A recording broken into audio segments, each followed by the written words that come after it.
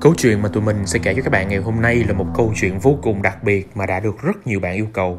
Về một dân tộc đặc biệt nhất trong lịch sử thế giới với một biểu tượng vô cùng độc đáo, khi nó vừa là một biểu tượng quốc gia đầy tự hào, vừa là một biểu tượng ma thuật đầy quyền năng. Mình là Tương và Sang, và ngày hôm nay hãy cùng chúng mình tìm hiểu về biểu tượng ngôi sao 6 cánh của đất nước Israel và dân tộc Do Thái.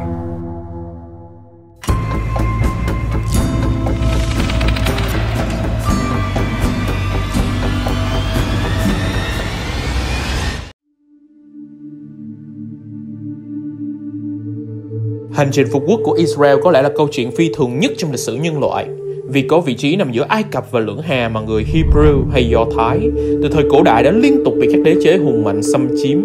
Trong lịch sử của họ được kể trong Kinh Thánh Cựu Ước, bắt đầu vào khoảng năm 1800 trước công nguyên, khi một tu sĩ tên là Abraham từ thành Ur của người Sumer đến định cư tại xứ Canaan, nay chính là Palestine. Tên gọi Hebrew thực ra có nghĩa là những người từ bờ bên kia của sông Euphrates. Điều đặc biệt nhất về người Do Thái là khác với những dân tộc khác lúc bấy giờ thờ phụng rất nhiều vị thần. Họ cho rằng chỉ có một thượng đế duy nhất trên trời là Yahweh, và theo Kinh Thánh, Thiên Chúa này đã hiện ra trước Abraham và lập một giao ước. Trong đó, Thiên Chúa sẽ ban cho Abraham và con cháu của mình một miền đất hứa. Abraham sẽ là tổ phụ của nhiều dân tộc. Đổi lại, ông và con cháu chỉ được tôn thờ một mình Thiên Chúa Yahweh, và tất cả những người đàn ông sẽ phải cắt bao quy đầu của mình để đánh dấu giao ước đó. Chính vì giao ước này mà người Do Thái mới còn được gọi là dân tộc được Chúa lựa chọn. Chính từ tổ phụ Abraham này mà hai tôn giáo lớn nhất thế giới đã ra đời. Một người con trai của ông là Isaac, chính là tổ phụ của người Do Thái. Một người con còn lại là Ishmael, chính là tổ phụ của người Ả Rập theo Hồi giáo sau này. Sau đó, Jacob, hay còn gọi là Israel, là cháu nội của Abraham, đã dẫn dắt dân Do Thái tới Ai Cập sau khi một nạn đói giáng xuống xứ Canaan.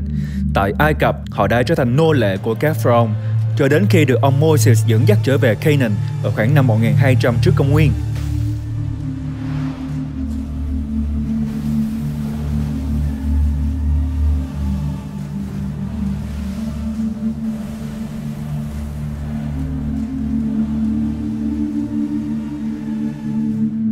Tại đây, họ đã chiến đấu với người Philistine, tổ tiên của người Palestine hiện đại, để giành quyền định cư và lập nên vương quốc Israel.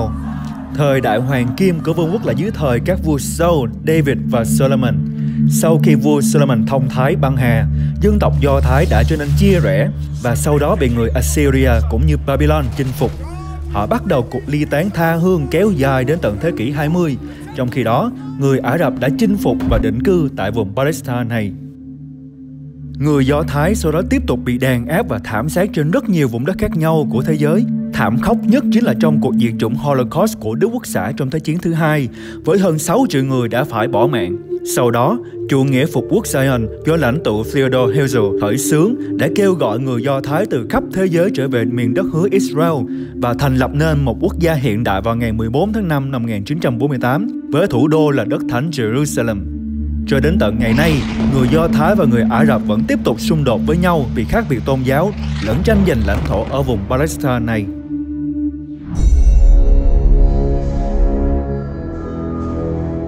Ý nghĩa đầu tiên của ngôi sao 6 cánh này là ngôi sao David.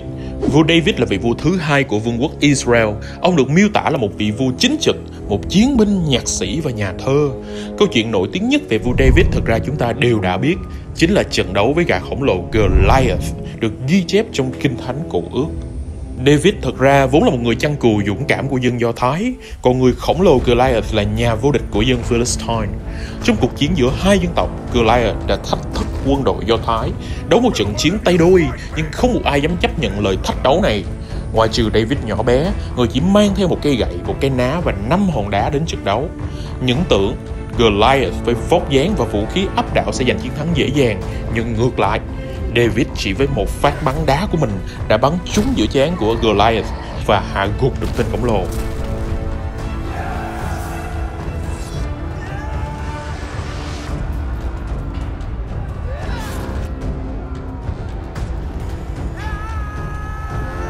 Hắn bị chặt đầu và sau đó toàn quân Philistine đại bại, bị đuổi ra khỏi vùng đất của mình. David sau đó cũng được Thiên Chúa lựa chọn để trở thành vị vua thứ hai của Israel. Thành ngữ David và Goliath chính là từ câu chuyện này để chỉ một trận đấu không cân sức giữa một bên nhỏ bé, yếu đuối so với một bên to lớn và mạnh mẽ hơn rất nhiều. Người Do Thái tin rằng ngôi sao David chính là hình ảnh trên tấm khiên mà vua David đã sử dụng trong cuộc chiến tranh lập quốc năm ấy, vì vậy mà nó còn được gọi là lá chắn David. Các chiến binh Do Thái cũng mang ngôi sao David trên tấm khiên với niềm tin rằng Thiên Chúa sẽ che chở cho họ thông qua biểu tượng này. Chính vì vậy, ngôi sao David tượng trưng cho niềm tin vào một Thiên Chúa duy nhất, sự đoàn kết và sức mạnh thống nhất của người Do Thái để chiến thắng mọi thế lực thù địch, thể hiện được tinh thần dân tộc mãnh liệt của họ.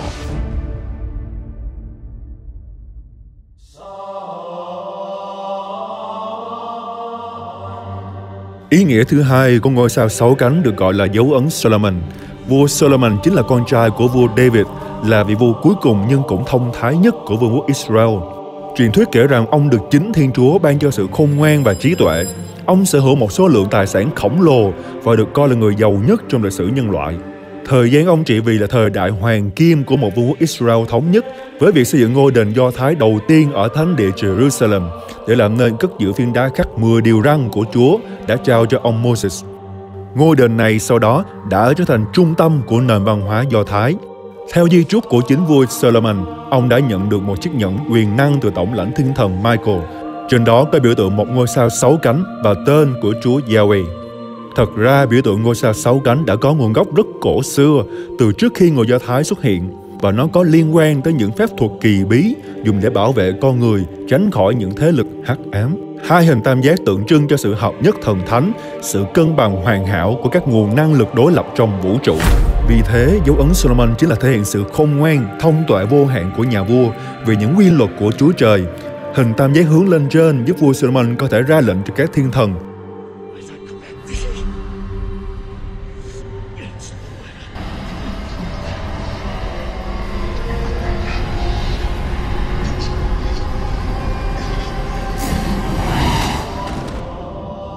Cái còn lại hướng xuống dưới, có khả năng triệu hồi và sai khiến 72 loài quỷ dưới địa ngục. Từ những con quỷ hiểm độc nhất cho đến những tên thái tử địa ngục hùng mạnh thừa kế ngai vàng của chính quỷ Satan.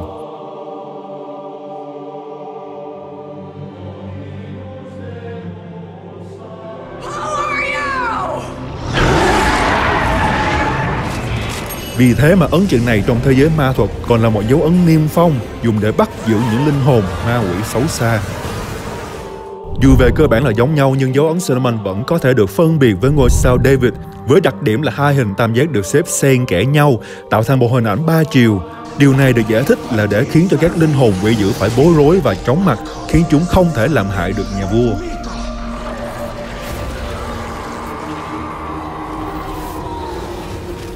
Như vậy có nghĩa là ngôi sao 6 cánh vốn là một biểu tượng cổ xưa của nhân loại, thể hiện toàn bộ sức mạnh của vũ trụ, đã được người Do Thái gắn với những vị vua vĩ đại của họ như David và Solomon, thể hiện sức mạnh đoàn kết thống nhất và niềm tin vào sự che chở, bảo vệ từ chính Chúa Trời Yahweh. Ok, mình hy vọng bạn đã học được một điều mới trong hôm nay và sẽ có cảm hứng để học một điều mới nữa trong ngày mai. Vâng, và các bạn còn biết câu chuyện thú vị nào nữa về dân tộc Do Thái và đất nước Israel? Hãy cho tụi mình biết dưới phần comment và tiếp tục ủng hộ tụi mình bằng cách nhấn 3 nút bấm này nhé. Mình là Tường. Mình là Sang. Rất cảm ơn sự theo dõi của các bạn. Xin chào và hẹn gặp lại.